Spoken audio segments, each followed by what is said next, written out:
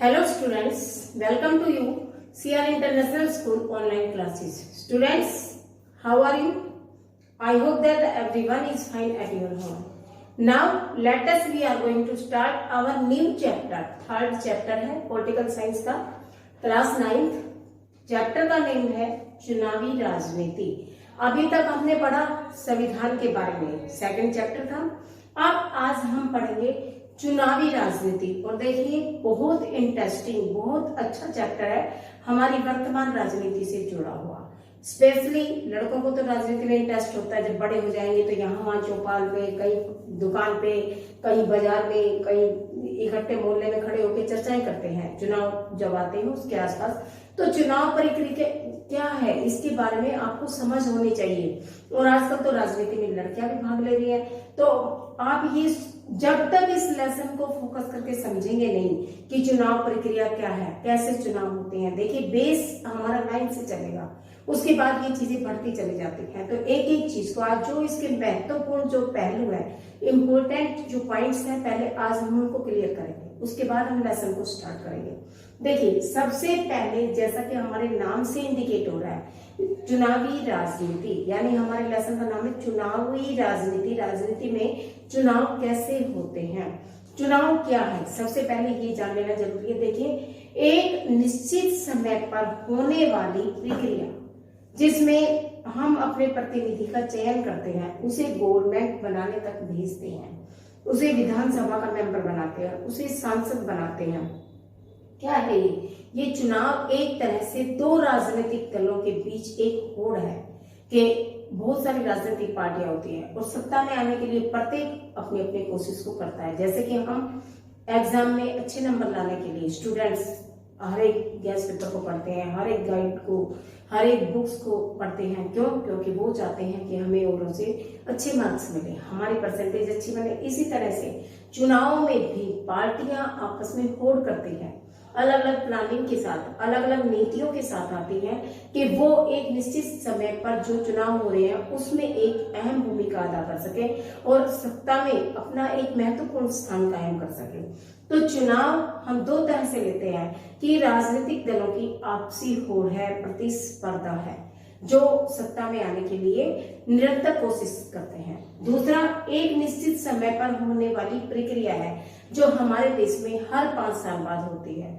जो भी चुनाव होते हैं, चाहे वो राज्यसभा के हैं, चाहे वो लोकसभा के हैं. राज्यसभा के 6 साल के लिए होते हैं, लोकसभा के 5 साल के लिए. प्रधानमंत्री है, राष्ट्रपति है, उपराष्ट्रपति, जो भी चुनाव है वो एक निश्चित समय के लिए होते हैं. इसमें हम क्या करते हैं, अपनी तरफ से किसी प्रतिनिधि को, अब किसी नेता को, प्रतिनिधि का मतलब है किसी भी नेता को चुनकर आगे तक भेजते हैं और हम उसे बदल भी सकते हैं. हमारे पास ये पावर भी है, भेज दिया, और अगर लगता है कि वो वहां जाकर उस हमारी कसौटी पर खरा नहीं उतरा, जिस उम्मीद के साथ हमने उसे वहां तक भेजा था, तो हम आने वाले 5 वर्ष, उससे पहले तो हम नहीं बदल सकते, कोई ऑप्शन ही नहीं, क्योंकि चुनाव होंगे तो हम अपना वोट डालकर अपनी संख्या मतों के आधार पर उसको हम जिता सकते हैं या हरा सकते हैं. तो 5 साल बाद आने वाले जो चुनाव होंगे उसमें हम उसे बदल भी सकते हैं. और यही नेताओं को डर होता है, इसलिए वो पूरे 5 साल तक अच्छा बन के रहने की कोशिश करते हैं कि आने वाले चुनाव फिर उनको स्थान मिले. नहीं तो एक बार जो बन गया उसको लगे कि मुझे कोई हटा ही नहीं सकता है, तो फिर वो निरंकुश शासन हो जाएगा. इस तरह से अब ये देखना है कि चुनाव होते कितने टाइप के हैं. बहुत तरह के चुनाव होते हैं. देखिए सबसे पहले लेते हैं आम चुनाव. क्या लिया मैंने? आम चुनाव. जो भी चुनाव लोकसभा के लिए और विधानसभा के लिए होंगे, ये चुनाव 5 साल के लिए होते हैं, उन्हें हम कहते हैं आम चुनाव. क्योंकि कॉमन सी बात है, आम प्रक्रिया है. चुनाव 5 साल के लिए होते हैं, हम अपने नेता को चुनने के लिए करते हैं और बदलने के लिए करते हैं. ठीक है, हमने चुना, संतुष्ट नहीं हुए, आने वाले 5 साल बाद हम उन्हें बदल सकते हैं. तो ये एक आम सी प्रक्रिया है, इसलिए इसे आम चुनाव कहा जाता है. उसके पश्चात देखिए उपचुनाव. जब किसी क्षेत्र में किसी भी उपचुनाव किसी की मृत्यु या त्याग पत्र के कारण, जब कोई पद खाली हो जाता है, मान लो अचानक किसी की मृत्यु हो जाए या कोई त्याग पत्र दे देता है, किसी भी कारणवश से इस्तीफा दे देता है अपने पद से, तो उसको भरने के लिए जो चुनाव होते हैं उन्हें हम कहेंगे उपचुनाव। उपचुनाव का मतलब है किसी भी रिक्त स्थान को भरने के लिए किए जाने वाले चुनाव उपचुनाव कहलाते हैं।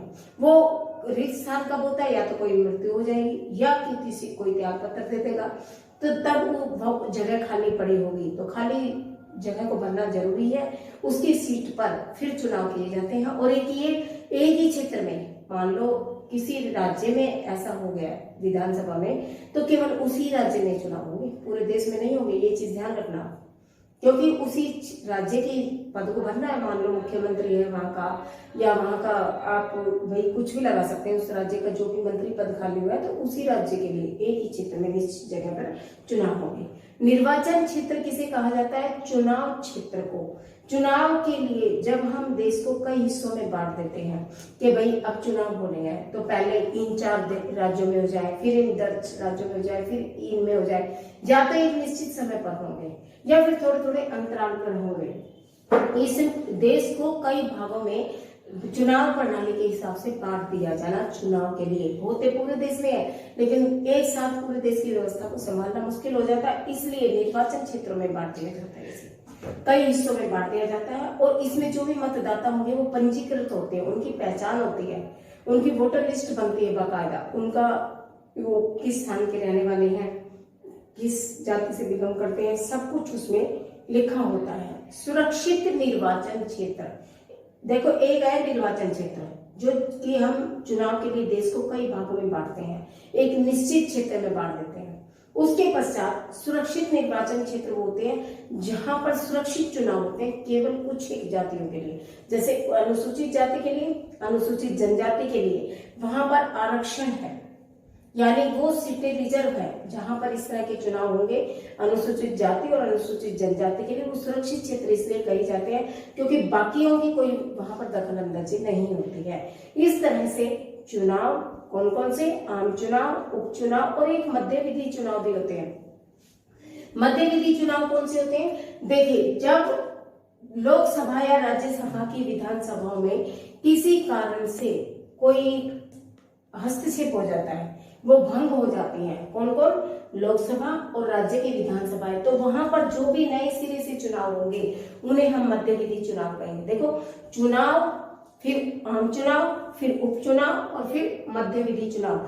चुनाव से ही रिलेटेड आपके 4-5 छोटे क्वेश्चन बन रहे हैं, आपको ध्यान रखना है। उपचुनाव जो कि किसी भी स्थान को भरने के लिए होते, आम चुनाव हर 5 साल बाद होने वाले चुनाव, मध्य विधि चुनाव जब लोकसभा या राज्य की विधानसभा किसी कारण से भंग हो जाती है तो नए सिरे से वहां पर चुनाव कराए जाते हैं, वो मध्य विधि। मध्य विधि यानी बीच में, समय पूरा होने से पहले बीच में जो चुनाव करवाने पड़ जाते हैं उन्हें कहते हैं हम। उसके बाद निर्वाचन आयोग क्या है, चुनाव आयोग जैसी एक संस्था है, ये चुनाव आयोग ही है जो स्वतंत्र है, निष्पक्ष ढंग से, एक स्वतंत्र संस्था है, ये निष्पक्ष ढंग से चुनाव कराती है, चुनाव प्रक्रिया को देखती है, कहाँ चुनाव कराने हैं, कितने वार्ड्स में बांटना है, कितने निर्वाचन क्षेत्र होंगे, पूरे समय जब भी ये चुनाव प्रक्रिया चलती है केवल ये निर्वाचन आयोग ऐसा है जो उससे संबंधित कामों को देखेगा, चुनाव से संबंधित। ना तो सरकारों का इसमें हस्तक्षेप है, ना नेताओं का और ना नागरिकों का, ये एक अलग से संस्था बना दी गई जिस पर किसी का कोई अंकुश नहीं है, अपने ढंग से ये काम करती है, शक्तिशाली होती है। ठीक है, एक आपका पॉइंट उठता, मतदाता सूची क्या है। मतदाता, मत डालने वाला, वोट डालने वालों की लिस्ट, जिसमें वोट डालते हैं उन लोगों की लिस्ट। देखिए आप जब चुनाव होते हैं तो आपके घरों में जाते हैं, हाँ जी आपको वोट डालना है, आपके परिवार के इतने मेंबरों की मतदाता सूची बन के आई, उसमें हमारा पूरा, हम कहाँ रहते हैं, कितनी एज के हैं, क्या व्यवसाय है, सब चीजें उसमें लिखित होती है, हमारी पहचान पत्र होता है एक तरह से कि चुनाव में मत देने योग्य लोगों की सूची जो कि 18 साल से ऊपर के हैं वो चुनाव लड़ सकते हैं, तो उस लिस्ट में उनका नाम होता है। मान लो कोई धांधलेबाजी ना हो, कोई फर्जी वोट ना डाला है किसी का, ये सूची आप लोगों के पास भी, हमारे पास भी होगी, और जो चुनाव लड़ रहे होते हैं उन लोगों के भी, जो कैंडिडेट्स होते हैं उनके पास भी होगी, वो सूची से मैच करते हैं, तब हमें वार्ड में अंदर चुनाव वोट डालने के लिए आने देते हैं।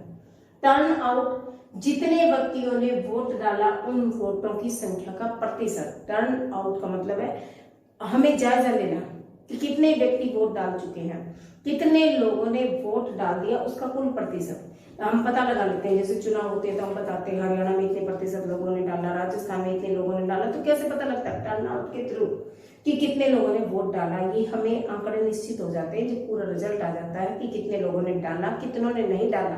हालांकि बूथ से ये भी पता लगने लग जाता है कि किसकी जीत होगी, थोड़ा सा आइडिया इस तरह से कंक्लूजन पे आ जाता है। तो ये एक्सपीरियंस होते हैं, आज से चुनाव थोड़ी हो रहे, कब से हो रहे, तो लोगों को धीरे धीरे अनुभव हो जाता है। उसके पश्चात मत पत्र, उम्मीदवारों के नामों के साथ उनके चुनाव की जो सूची होती है, जब हम वोट डालने जाएंगे तो हम अपनी वो सूची को साथ लेके जाते हैं। एक लिस्ट से होती है, जैसे आपके आई कार्ड होते हैं, इस तरह का एक छोटा सा फॉर्म होता है जिसपे सारी आपकी लिखी होती है। पहचान पत्र होता है आपका कि हाँ जी मैं हरियाणा का ये वासी हूँ और मैं वोट डालने जा रहा हूँ। इस प्रकार आज हमारे जो मेन कुछ पॉइंट्स थे ये क्लियर किए हैं। कल इसके आगे के टॉपिक को क्लियर करेंगे, क्योंकि ये टॉपिक वर्तमान में हमारी राजनीति से जुड़ा हुआ है और बहुत ही इम्पोर्टेंट है, और ये चीजें हमारे लिए जानना कंपल्सरी है। इसलिए इन चीजों पर फोकस करते हुए आज हमने कुछ इंपॉर्टेंट पॉइंट्स किए हैं। कल इससे अगले की करेंगे।